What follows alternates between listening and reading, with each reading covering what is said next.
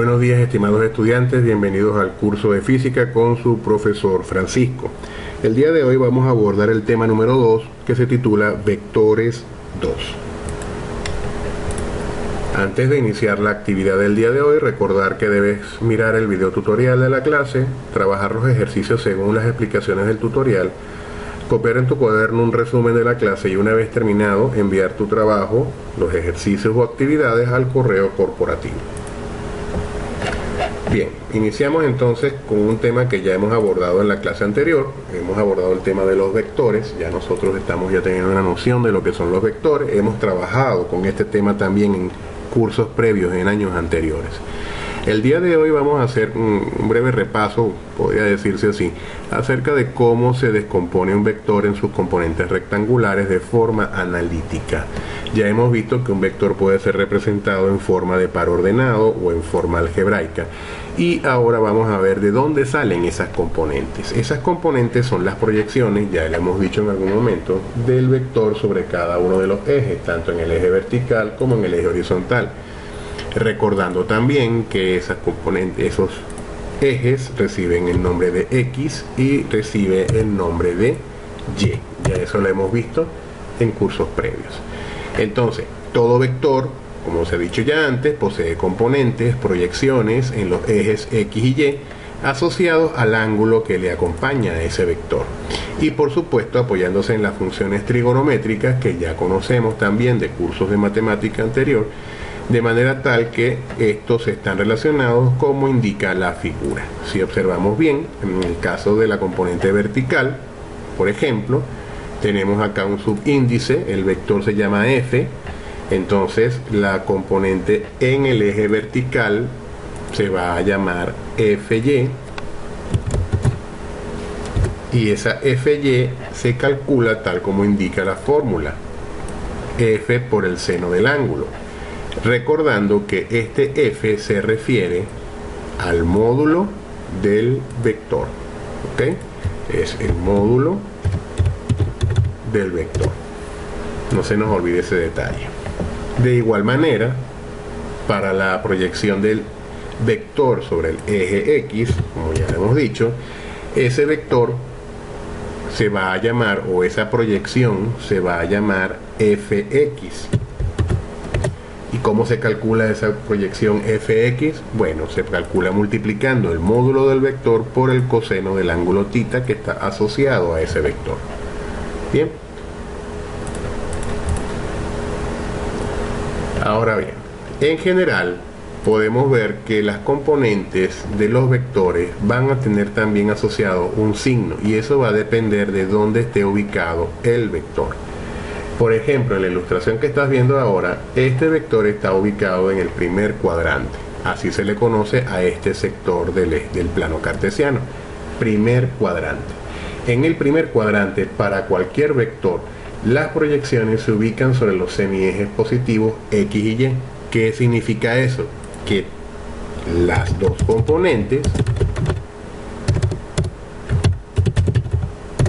componentes son positivas. Esto nos puede ayudar a la hora de descomponer vectores cuando analicemos casos como el de la fuerza, velocidad, los movimientos compuestos. Nos vamos a dar cuenta que siempre es bueno tener claro en qué cuadrante me ubica el vector para saber de antemano si tenemos un valor positivo o negativo.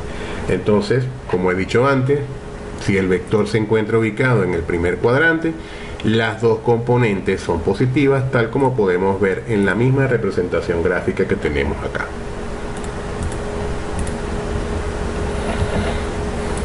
De igual manera, este otro sector del plano cartesiano recibe el nombre de segundo cuadrante.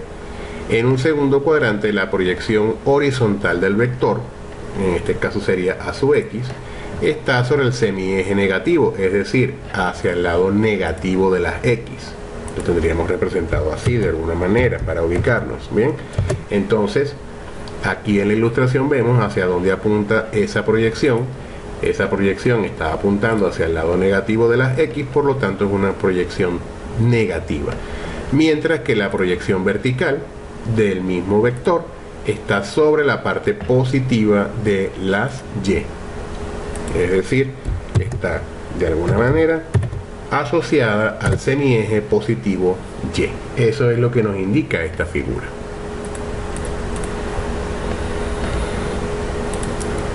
Siguiendo con la explicación, podemos observar este sector del plano cartesiano recibe el nombre de tercer cuadrante, y en este tercer cuadrante las proyecciones del vector en el eje X están sobre el lado negativo, y de igual manera en la proyección vertical está sobre el semieje negativo Y.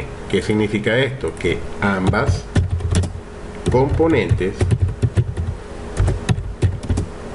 son negativas. Eso es lo que me indica ese tercer cuadrante, que ambas componentes de cualquier vector ubicado en esta zona del plano cartesiano, ambas componentes serán negativas. Eso es lo que me está diciendo esta ilustración. Finalmente, pues podemos entonces ahora establecer este último sector del plano cartesiano, se llama cuarto cuadrante. En este caso, la proyección horizontal del vector está sobre el semieje positivo, por lo tanto esta componente es de signo positivo, mientras que la proyección del vector en el eje de la Y es de signo negativo. Dicho de otra manera, en el cuarto cuadrante la componente X es positiva y la componente Y será negativa.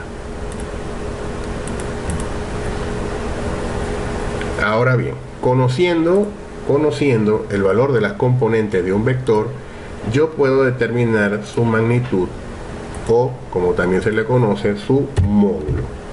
¿Ok? ¿De qué manera? Para hacer esto nos vamos a apoyar en un viejo conocido, en el señor Pitágoras, que nos va a ayudar a determinar el módulo de un vector si es que ya conocemos las componentes, como por ejemplo en este ejemplo que tenemos acá. En este ejemplo estamos observando que tenemos una componente en X que vale 4 y una componente en Y que vale 3. Muy bien, entonces esos valores los sustituyo en mi fórmula de Pitágoras y me arroja como resultado que el módulo de este vector es de 5 unidades. Eso es lo que me está diciendo la aplicación de la fórmula de Pitágoras, que este vector tiene un módulo de 5 unidades. Asimismo, podemos determinar el valor del ángulo que está asociado a este vector, que en este caso el ángulo se llama θ. ¿Y cómo se hace esto? Pues simplemente es la tangente de la proyección en Y, que en este caso es 3, tal como indica acá la figura, dividido entre la proyección en X, que en este caso es 4, tal como nos indica la figura. Al hacer las operaciones algebraicas correspondientes, descubrimos que ese ángulo es de 36 grados, 52 minutos y 11 segundos. Y de la misma manera tenemos una forma de representar al vector que se conoce como una forma polar. La forma polar asocia al vector su módulo y su ángulo expresado en grados, minutos y segundos. ¿Ok?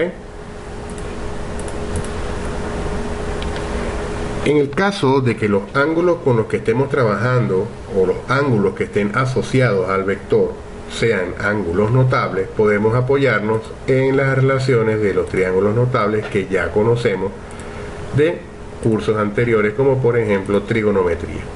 Aquí observamos entonces que dependiendo de los ángulos, vamos a ver casos más adelante donde, conociendo los ángulos notables, podemos determinar el valor de las componentes de ese vector tanto en el eje vertical como en el eje horizontal. Repito, siempre que los ángulos asociados sean notables. Ahora bien, vamos a dejar entonces el trabajo para el día de hoy. El día de hoy, ¿qué vamos a hacer? Vamos a representar en el plano cartesiano estos 4 vectores que te estoy dejando acá. Vamos a representar el vector A de componentes 4 menos 6, el vector B de componente menos 3, 6, el vector C de componentes 2,5, 4,5 y el vector D de componentes menos 2 y menos 4. Además de hacer la representación gráfica, vas a calcular el módulo y el ángulo de cada vector.